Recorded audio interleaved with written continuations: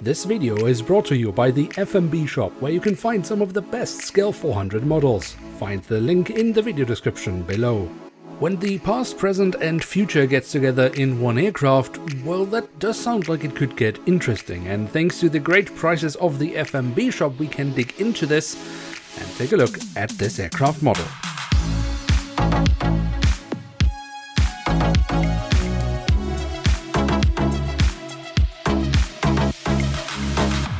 And with that, hello and welcome to a new episode of Review, where we today will take a closer look at a Boeing 737MAX8 of Southwest Airlines. At the front of the box we have a rendition of the aircraft and a little bit of the Southwest branding and some information already on the livery, but more on that later.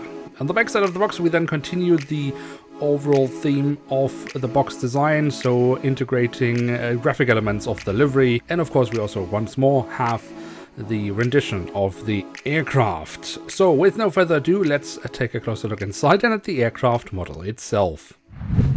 And here she is, the Boeing 737MAX8 in the what I know as desert gold paint or desert gold livery, which is a former standard livery of Southwest Airlines. But how did it end up on the 737MAX8? Well, in a sense it is a retro livery, but it is actually also in memory of one of the co-founders of the airline, Herbert D. Keller. But it is actually not the first aircraft that carries the combination of this livery and the name, because it used to be on a 737-700, but once that aircraft was retired, it was moved over to one of the new aircraft in the Southwest Airlines fleet, specifically this one. So let us take a closer look at this aircraft that carries the past, present and future of Southwest Airlines. And we start our tour around the aircraft model with a look at the tail section, where we on the vertical stabilizer have the Southwest branding and the flag of the United States of America. On the fuselage we then have the full registration code of the aircraft, and above the cabin door we then find the three numbers of the registration code and what I would call the ETOPS mark. But the placement of it I find a bit interesting, because I don't remember having seen it placed on an aircraft there before. And then towards the very tail of the aircraft we do also have a bit of detailing around the APU exhaust. But with that, let's move on to the front of the aircraft, where we, well, don't really have the Southwest branding because it wasn't part of the livery back in the day here,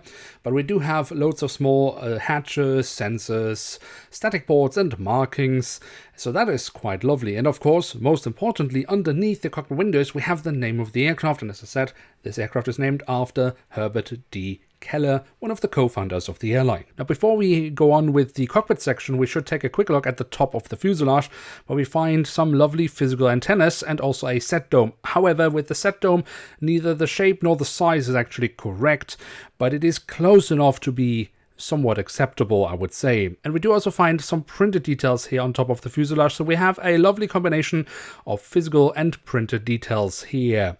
Now, if we take a look at the cockpit section itself, we can find, of course, the cockpit windows with the window wipers. We also have some lovely markings on the nose cone, although from the circular marking around the nose cone we have these small lines, and in reality that's of course a physical detail, and here it's printed. And now you couldn't make it as a physical detailing because it would be too tiny, but I don't think the color is quite right with the print. However, I also recognize that you probably couldn't have illustrated this detail in a different way. Moving on to the engine nacelles, which follow the color scheme of the aircraft, so with this golden brown and red coloring. And we have some lovely printed details here with the silver leading edge, safety relevant markings and a few small hatches. But that's not all, because when you look on the underside of the nacelle we find even more printed details. Really lovely indeed. And also the physical detailing on these engines is quite lovely, with the chevron nozzles, and of course also here from the front, very nice, you can see the engine fan blades. Then on the fuselage, just above the wings, we have the emergency exits printed on, which leads us straight to the wings, which we should also take a closer look at. Starting over the top side, where we can see the different flaps, slats and spoilers have been carved out very nicely.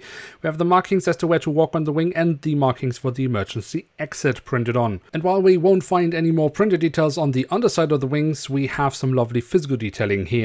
And then of course we also have these really wonderfully detailed winglets, again with the Southwest branding. My personal highlight, however, on the wings is simply the addition of the landing lights. Now, before we take a look at the remaining details, there is a quick message from our sponsor today.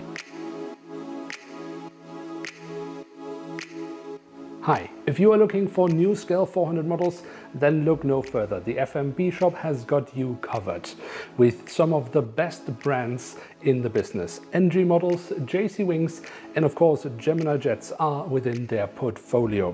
So head over to their website and find your next favorite model. And by the way, they do of course also have Scale 500 and 200. So check out their website.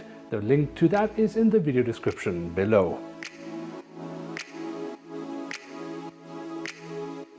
Now for the next point, I hope for your input, because that is the landing gear, which is entirely made out of metal, except of course for the wheels, which do roll. And my question here is the feature of rolling wheels really something that Scale 400 collectors want to have? I mean, if you don't toy around with these models and they are not made to be toyed around with, is this a feature that is actually necessary, or doesn't it just increase the risk of your model breaking at some point? Let me know in the comment section below. But what I can say about the landing gear here is that it is not just very lovely detailed, but also quite sturdy. And of course, what I'm very happy about is also the fact that we have some printed details. On the belly of the aircraft, we then find these two carvings, but that's of course where the landing gear would retract to if it could retract. We also have a few small prints here, and what I also really love is the fact that we also here find some small physical antennas. So that's again quite lovely work from NG models. And then last but not least, we do also have the doors to the cargo compartments printed on here at the back of the aircraft, and also here at the front of the aircraft. So there we have it, the Boeing 737 MAX 8 of Southwest Airlines in their retro desert gold livery in remembrance of Herbert D. Keller from NG models in scale 1 to 400. And what can we say about this aircraft model? So as some of my viewers might know, I mainly collect scale 500, and here we to date haven't really gotten a really nice 737 MAX aircraft, because Herpa mainly struggles with the height of the aircraft. Getting that right has not been their forte so far. Here, however, with NG models, we have a lovely version of the 737 MAX 8. It just looks great. And of course, yes, the 737 MAX 8 is a rather tall aircraft compared to previous 737 versions, but NG models has managed to recreate it in a way that it just looks right. And that's what it's all about. The physical detailing of this aircraft model is outstanding, and I really do like the 737 mold of NG models as well. The print quality itself is also of a really high standard. If there's one place we could have a slight concern, then it is the gold desert color. When looking at images of the real aircraft, the color changes quite dramatically from image to image. Some have a really golden tone, some almost a bright yellow.